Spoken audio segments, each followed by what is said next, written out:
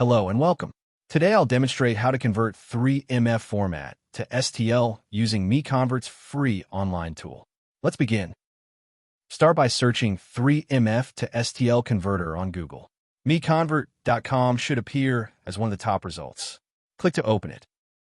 This is the dedicated 3MF to STL conversion page.